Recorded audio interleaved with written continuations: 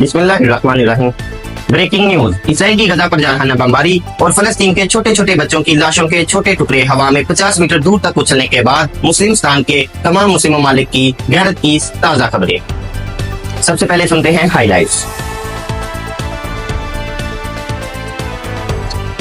Iran ने Israel समेत America को तबाह बर्बाद करने की दे दी एक बार फिर से खुशकदम की।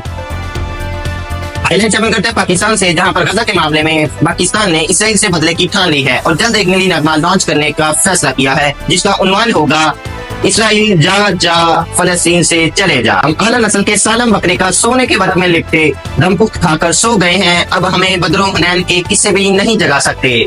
सऊदी शहजादों और अमीरजादों का अमेरिका और इसराइल को दो टोक जवाब। उर्दन ने दिखाई सबसे ज्यादा गैरत और बाकी तमाम मुस्लिम ममालिक की तरह दूर से ही गजा को तबाह बर्बाद होते रहने की बजाय ट्रम्प के बिल्कुल पास बैठकर गजा को तबाह होते रहने का फैसला सुनने की सआदत हासिल की। खातिनों हज़रात शामिल करते हैं हाईलाइट मिस्र से, जो कि द ग्रेट पिरामिड ऑफ गिजा के नीचे दरियाफ्त होने वाले नए स्ट्रक्चर्स की खुदाई में मसरूफ है और गजा की मदद इसलिए भी नहीं करता कि कहीं इसराइल के हाथों इसकी अपनी खुदाई न हो जाए। हाईलाइट के लिए फिलहाल इतना ही, लेते हैं इन खबरों का तफसीली जायजा।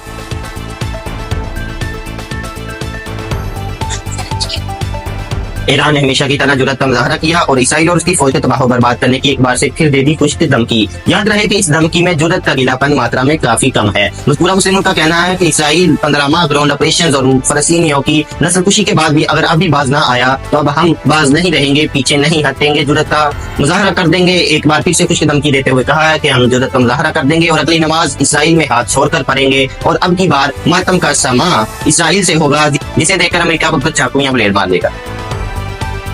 खबर शामिल करते हैं पाकिस्तान से, जो कि मुस्लिम का वाहिद एटमी मुल्क है। वहाँ के व्यूर सियासतदानों की गैरत जाग गई है। उनका कहना है कि लाखों लाशें गिरने के बाद अब अगर एक भी मजीद लाश गिरी तो हम इसराइल के लिए फौरन नगमा जारी कर देंगे, इसराइल जा जा फलस्तीन से चले जा। मजीद शामिल करते चले कि मजबूरा मुस्लिम ममालिक के व्यूर सियासतदानों को कहना था कि इसराइल बाज आ जाओ, कहीं ऐसा ना हो कि हमें अपने गोली मिसाइलों का रुख इसराइल की तरफ करना पड़ जाए और एटम बम जो कि हमने धूप में सुखाने के लिए रखा था शबरात से पहले अभी चला दें। एक बहुत ही दिल दहला देने वाला वाकया पेश आया है। फलस्तीन की एक 5 साल बच्ची जो कि प्यास की वजह से वाटर टैंक को चाट रही थी, उसने अपने फोन से खत लिखा है पाकिस्तान की सियासतदानों को, पाकिस्तान के व्यूर सियासतदानों को, और ए वक्त के मोहम्मद बिन कासिमो मेरी मदद को दो लाओ। ये बहस बाद में कर लेना कि किस लीग ने एटम बम बनाया, किसके दौर में बना, उसको चलाने की सआदत हासिल कर लो, कम से कम एक धमकी ही दे दो, मुस्लिम बच्चियों की टुकड़े होने से बचा दो। इस बात पर बहस बाद में कर लेना कि किसके दौर में एटम बम बना या किस लीग ने या किस सियासतदान ने एटम बम बनाया, मौजूदा दौर में इसने चलाना है या उसकी धमकी देकर तो दिखा दो। खातिनों हज़रात, अभी हमें ब्रेकिंग न्यूज मिली है पाकिस्तान से, जहां पर पाकिस्तान की गियूर अवाम ने बच्चों और बड़ों के टुकड़े 50 मीटर दूर हवा में उड़ते देखने के बाद ईद उल फितर पर कोक और पेप्सी खरीदने के पीछे तमाम रिकॉर्ड तोड़ डाले हैं। जी हाँ, क्योंकि ऑफर आई हुई थी 200 रुपए में 2 लीटर, और बजाय इसके कि फलस्तीन में अपनी ज़कात और इमदाद भेजें और इसराइली प्रोडक्ट्स का बाइकाट करें, पाकिस्तानियों ने तमाम रिकॉर्ड तोड़ डाले हैं और अरबों रुपए मालियत का ईदी के तौर पर तोहफा दिया है इसराइल को उनकी प्रोडक्ट्स खरीद कर। जिस कौम को फलस्तीन को ज़कात भेजनी थी उसने माली इमदाद ईदी के तौर पर इसराइल को भेज दी है। पाकिस्तान से आखिरी खबर शामिल करते जाए, पाकिस्तान की 50% अवाम को अभी तक यही नहीं पता कि गजा क्या है, गजा और फलस्तीन और इसराइल में फर्क क्या है और ये तीनों कौन है, क्या डिफरेंट है और या एक ही है और कहां से आए।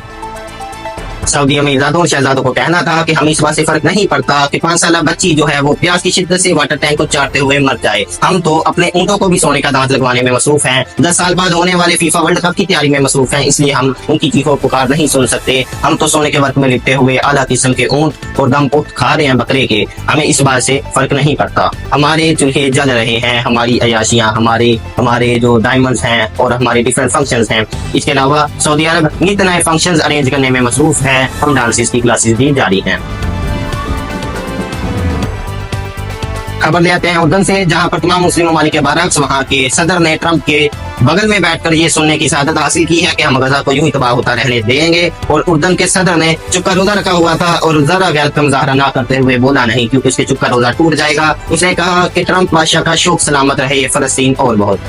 सरजमीन यूसुफ। मिस्र यानी कि जिसका बॉर्डर बिल्कुल ही गजा के साथ जुड़ता है, फलस्तीन के साथ जुड़ता है। 15 माह से नस्ल खुशी होने के बावजूद, बच्चों और बड़ों की भूख प्यास होने के बावजूद मिस्र जो है इसराइल के खिलाफ अभी तक कदम नहीं उठाया और उनको बच्चों की भूख प्यास की फिक्र और गौर फिक्र करने का मौका इसलिए नहीं मिल रहा कि रिसेंटली जो मिस्र है वो मसरूफ है दी ग्रेट पिरामिड ऑफ गिजा के नीचे दरियाफ्त होने वाले 2 किलोमीटर तवील नए स्ट्रक्चर की दरियाफ्त में उनकी खुदाई में मसरूफ है और इस बात से डर रहा है कि इसराइल कहीं उनकी खुदाई न कर दे, इसलिए इसराइल उनके खिलाफ कदम नहीं उठा रहा।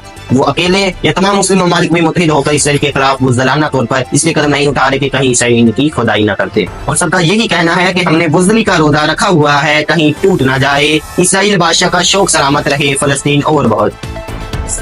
हम तीनों हजरात तब तक के लिए इतना ही। कहीं ऐसा ना हो कि ये खबरें लीक करने की वजह से किसी भी मुस्लिम मुल्क की गैरत जाग आए और वो रातों रात मुझे घर से लापता करवा दें, जबकि घर में मेरी माँ मेरा इंतजार कर रही है। लिहाजा आपके लिए इतनी ही खबरें शामिल करते हैं। अपने होस्ट मोहम्मद फैसल सैफी को इजाजत दीजिए और आप भी गैरत का मुजाहरा कीजिए, बोलिए फलस्तीन के हक में और प्रैक्टिकली भी जितना हो सके करिए।